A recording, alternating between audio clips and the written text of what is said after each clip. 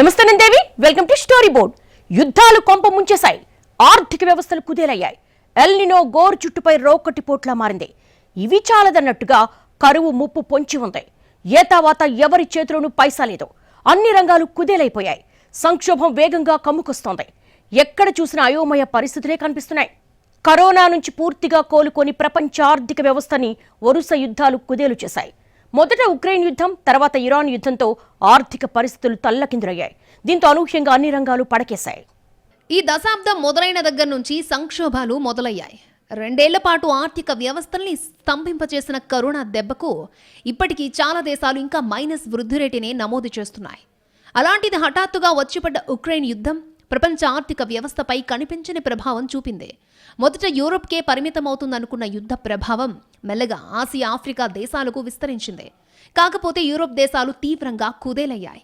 ప్రపంచ అభివృద్ధికి చిరునామాగా నిలిచిన యూరోప్ ఉక్రెయిన్ యుద్ధం దెబ్బకు విలవెల్లాడింది.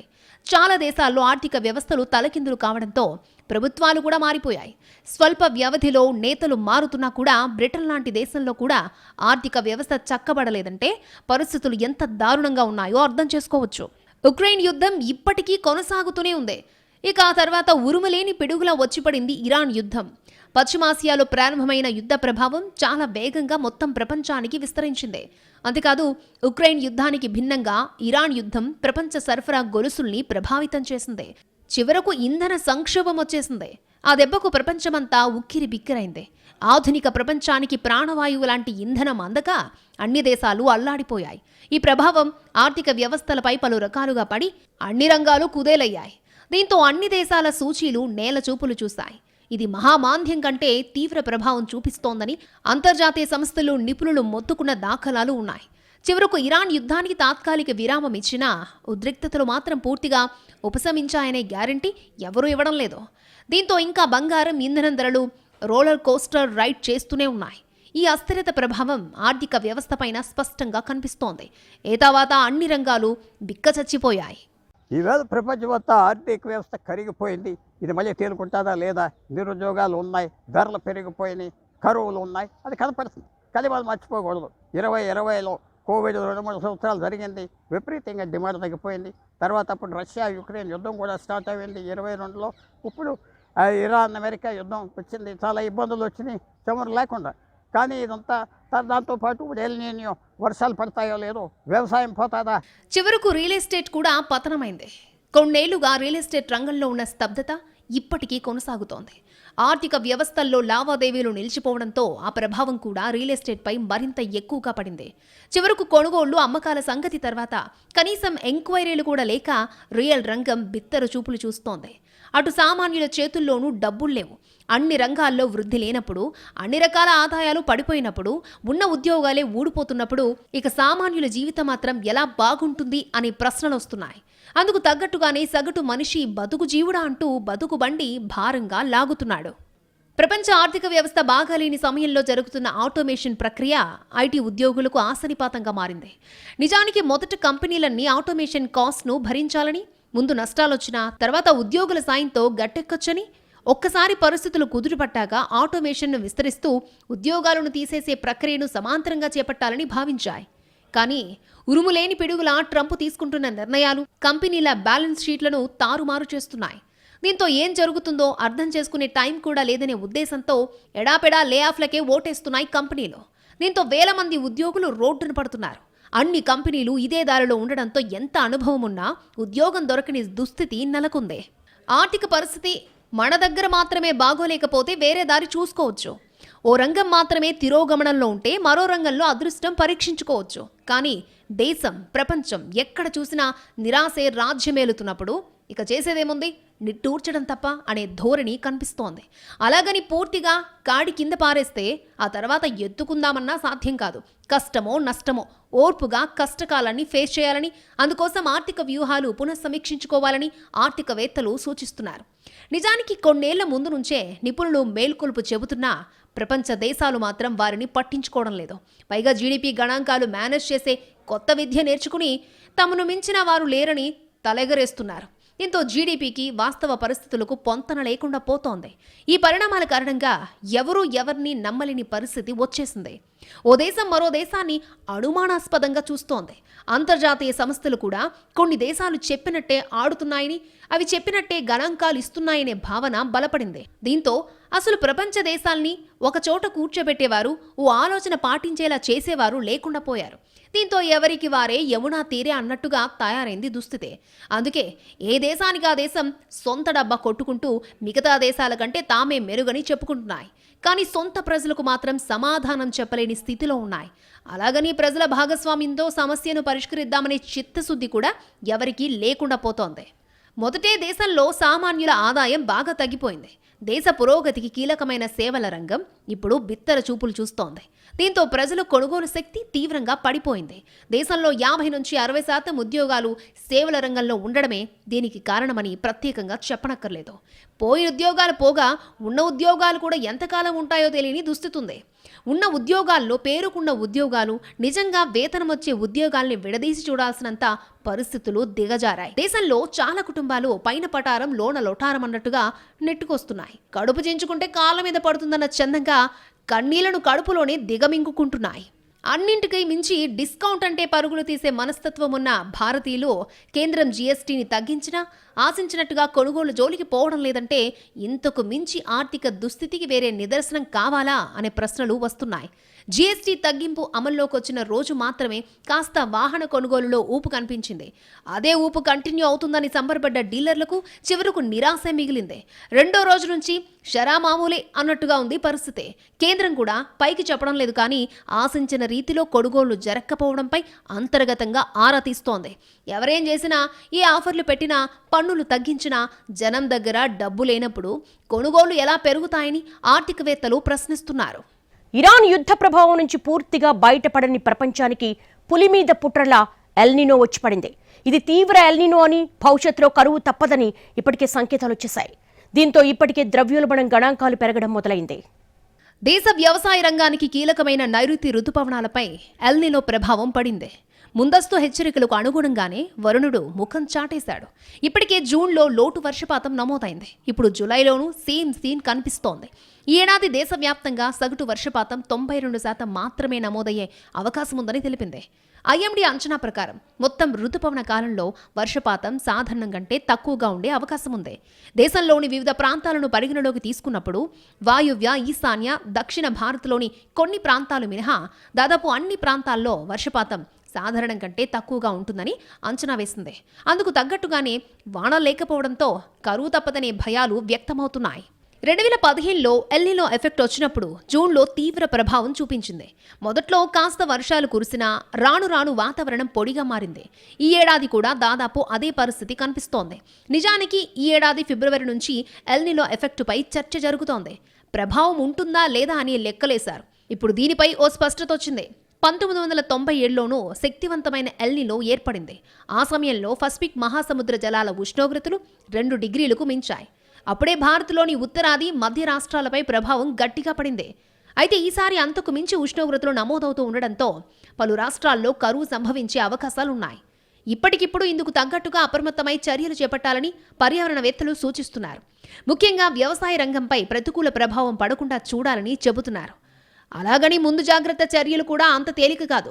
దశాబ్దాలుగా రుతుపవనాలపై ఆధారపడి వ్యవసాయం చేస్తున్న మన రైతులు ఇప్పటికే దిగులు పెట్టుకున్నారు. దేశంలో మెజారిటీ సాగు భూములు వర్షాధారం కావడంతో ఈసారి ఆహార ధాన్యాల కొరత కూడా తప్పదని తేలిపోయింది.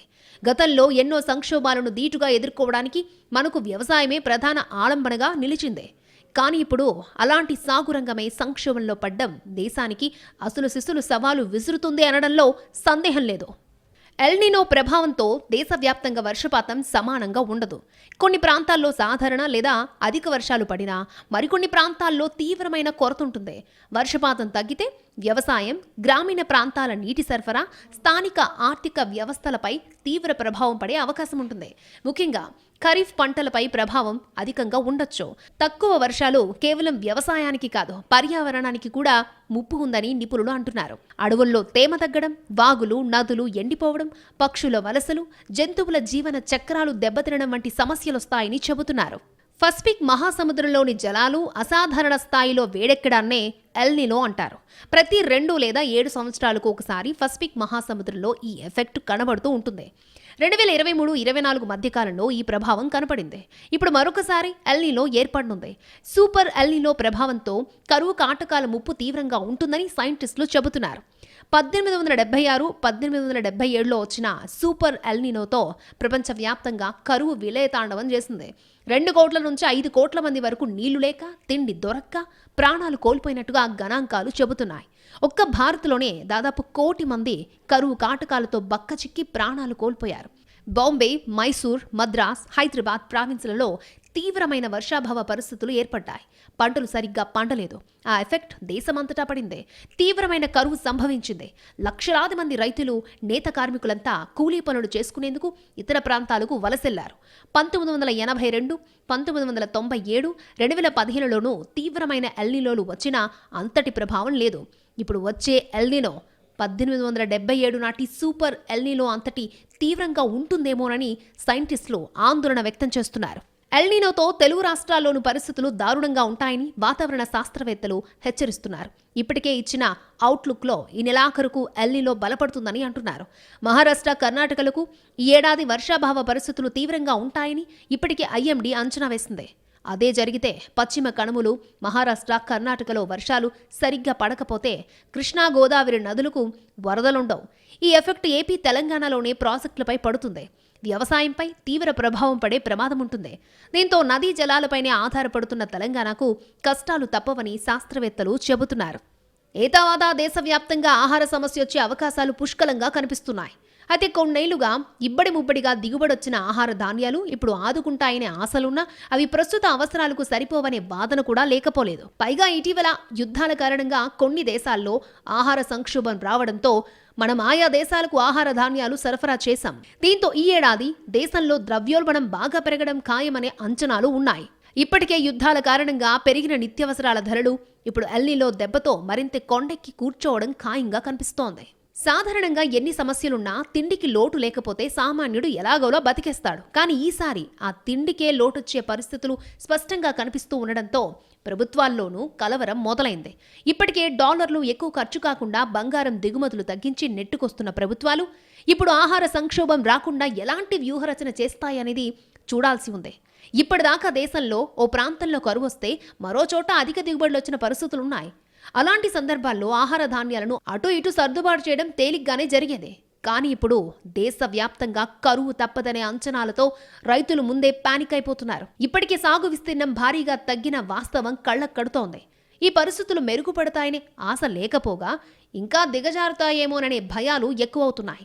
ఆహార సంక్షోభం ఆకలి సమస్యతో పాటు ఆర్థిక వ్యవస్థను మరింత అస్తవ్యస్తం చేస్తుంది అనే అంచనాలున్నాయి. ఎక్కడా ఆశాజనకమైన పరిస్థితులు లేవు. ఎవరి చేతిలోనూ పైసా లేదు.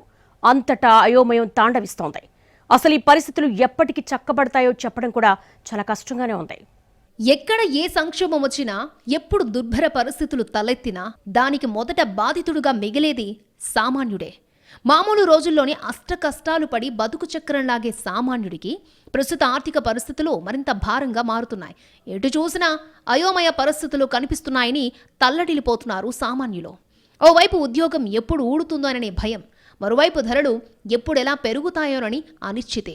ఇప్పుడు చివరకు తిండి గింజలు కూడా ఉంటాయో లేదో అనే కలవరంతో అంతటా తీవ్ర నిరాశే కనిపిస్తోంది. ఇప్పుడు పరిస్థితి ఎంత దారుణంగా ఉందంటే సమాజంలో ఆర్థిక చక్రంలో కింద నుంచి పైదాకా అన్ని వర్గాలు, వ్యవస్థల్లోనూ ప్రతికూలతలే కనిపిస్తున్నాయి. దీంతో ఎక్కడా ఆశాజనకమైన స్థితిగతులే లేవు. ఎలాంటి సంక్షోభం వచ్చినా బయటపడే మార్గాలు వెతికే ఆర్థికవేత్తలకు కూడా ఇప్పుడు దిక్కుతోచడం లేదు. అసలు చాలా మంది నిపుణులు పరిష్కారాల గురించి ఆలోచించడానికే భయపడుతున్నారు. ఆ స్థాయిలో అనిశ్చితి ప్రపంచాన్ని చుట్టేసింది. చూస్తుంటే ఇదేదో తెలుగు రాష్ట్రాలకో దేశానికో పరిమితమైన సమస్యగా కనిపించడం లేదు. మొత్తంగా ప్రపంచానికే సమస్యల గ్రహణం పట్టినట్టుగా ఉంది.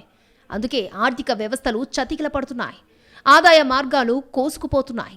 కార్పొరేట్ కంపెనీ సీఈఓల దగ్గర నుంచి అడ్డా కూలీ దాకా అందరికీ భవిష్యత్తుపై బెంగ మొదలైంది. ఆఖరికి వర్తమానం కూడా దినదిన గండంగానే ఉంది. దేశంలో ఎటు చూసినా కారు చీకట్లు అలుముకున్నాయి. ఎప్పుడో ఒక్కసారైనా కాంతిరేఖ కనిపించకపోతుందా అని ఎదురుచూస్తున్న సామాన్యులకు నిరాశ ఎదురవుతోంది. దేశ ప్రజల్లో కొనుగోలు శక్తి పడిపోవడం ఆందోళన కలిగిస్తోంది. ద్రవ్యోల్బణం రేటు గణనీయంగా పెరిగింది. ఒకవైపు ఉపాధి కోల్పోయి ఆదాయం తగ్గిపోవడం, మరోవైపు నిత్యావసర వస్తువుల ధరలు పెరగడం వల్ల పేద ప్రజలపై తీవ్ర ప్రభావం పడుతోంది. దేశంలో సగటు కుటుంబం జీవనం గడపడం దుర్భరంగా మారిపోయింది. ఒకదాని వెంట ఒకటి వచ్చి పడుతున్న సంక్షోభాలు, తమకేమాత్రం సంబంధం లేని పరిస్థితుల ప్రభావం తమ జీవితాలపై తీవ్రంగా పడడమేంటో చాలా మందికి ఇప్పటికీ అంతు చిక్కడం లేదు. అసలు సమస్య ఎందుకు వచ్చిందో తెలిసినా తెలియకపోయినా వచ్చిన కష్టాలు మాత్రం అనుభవించక తప్పని దుస్థితి నెలకొంది. పోనీ ప్రభుత్వాల వైపు ఆశగా చూద్దామన్నా వాటి పరిస్థితి కూడా అధ్వానంగానే ఉంది. ప్రస్తుతం సామాన్యులకు, ధనికులకు ఎవ్వరికీ కాలు చెయ్యి ఆడడం లేదు. ప్రభుత్వాలకు, ప్రైవేటు రంగానికి కూడా దిక్కుతోచని పరిస్థితే ఉంది. ఇలా ఒకేసారి అన్ని వైపులా చుట్టుముట్టిన ఆర్థిక సమస్యలు, కరువు, యుద్ధాలు అన్నీ కలిసి సామాన్యులపై ముప్పేట దాడి చేస్తున్నాయి. దీంతో ఈ సంక్షోభం ఎప్పటికి తెములుతుందా, రేపొద్దున మంచి రోజులొచ్చినా అప్పటికీ ఎన్ని కుటుంబాలు నిలదొక్కుంటాయనేది పెద్ద ప్రశ్నార్థకంగానే మారింది. మొత్తం మీద ప్రస్తుత ఆర్థిక దుస్థితిని చూస్తుంటే అన్ని దేశాలు సామాన్యుల ఆర్థిక స్థితిగతుల్ని పునర్నిర్వచించడం ఖాయంగా కనిపిస్తోంది. ఇప్పటిదాకా ప్రపంచ గణాంకాల్లో లెక్క, ఈ సంక్షోభం తర్వాత గణాంకాలు మరో లెక్కగా చూడాల్సి రావచ్చు అనే అంచనాలున్నాయి. ఇంత దయనీయ పరిస్థితుల్లో చిన్న చిన్న సమస్యలు కూడా పెద్దవిగా మారి అనుకోని ఆపదలు, విపత్తులు కూడా రావచ్చనే హెచ్చరికలు మరింత భయపెడుతున్నాయి. ప్రస్తుత సంక్షోభం ఆషామాషిగా వచ్చింది కాదు, అంత తేలిగ్గా ముగిసిపోయేది కాదు, అప్పు చేసి గట్టెక్కే స్థితి కాదు. కొన్నాళ్లు కళ్ళు మూసుకోవడానికి ఎన్నాళ్ళలో ఖచ్చితమైన అంచనా లేదు. ఓవైపు ప్రపంచమంతా ఆర్థిక వ్యవస్థ అస్తవ్యస్తమై ఈసురోమంటుంటే, ఇంకా కొన్ని బాధ్యతలేని సమస్యలు యథాశక్తి కొత్త సమస్యల మోపు కడుతూనే ఉన్నాయి. దీంతో సంక్షోభాల పర్వం చూసి చూసి సామాన్యుడు ఎక్కడ కాడి కింద పారేస్తాడేమోనని ప్రభుత్వాలు కూడా భయపడుతున్నాయి. అదే జరిగితే ఏ దేశాన్ని ఎవరూ కాపాడలేని దుస్థితి వస్తుందని చెబుతున్నారు. ఒక్క ముక్కలో చెప్పాలంటే దేశంలో ప్రభుత్వాల దగ్గర డబ్బు లేదు, అప్పులు కూడా పుట్టే పరిస్థితి లేదు. ప్రైవేట్ రంగానికి గిరాకీ లేక డీలా పడింది. రియల్ ఎస్టేట్ సరే, ఉద్యోగుల జీతాల సంగతి తర్వాత ఉపాధే ప్రశ్నార్థకంగా మారింది. ఏతావాత సామాన్యుడికి రూపాయి రావడం లేదు. చివరికి వ్యవసాయము పడకేయడంతో ఈసారి ఏం తిని బతకాలనే సందేహాలు రైతుల్నే వేధిస్తున్నాయి. ఇకపై వారిపై ఆధారపడి జీవించే కూలీల స్థితి మరీ దారుణం. అన్నింటికీ గ్రామాల మీద ఆధారపడే పట్టణాలు, నగరాల్లో ప్రజలు కూడా సమస్యల వలయంలో అలమటించక తప్పని దుస్థితి కనిపిస్తోంది. ఇంకా చెప్పాలంటే ప్రస్తుత దుస్థితికి ఒకటే కారణమని ప్రత్యేకంగా చెప్పలేం. పలు కారణాలు కలిసి మూకుమ్మడిగా సృష్టించిన ఆర్థిక సంక్షోభం ఇది. దీన్ని జాగ్రత్తగా అధ్యయనం చేయాల్సిన అవసరం కూడా చాలా ఉంది. లేకపోతే భవిష్యత్తులో వచ్చే కొత్త సంక్షోభాలకు మన దగ్గర సమాధానమే ఉండదని నిపుణులు హెచ్చరిస్తున్నారు. కానీ ఇప్పుడు ఎవరి హెచ్చరికల్ని, సూచనల్ని వినే స్థితిలో ఎవరూ లేరు. ఎవరి పరిస్థితులకు తగ్గట్టుగా వారు జీవన పోరాటం చేస్తూ ఓ రోజు గడిస్తే చాలు అనే గడ్డు సమయాన్ని ఎదుర్కొంటున్నారు.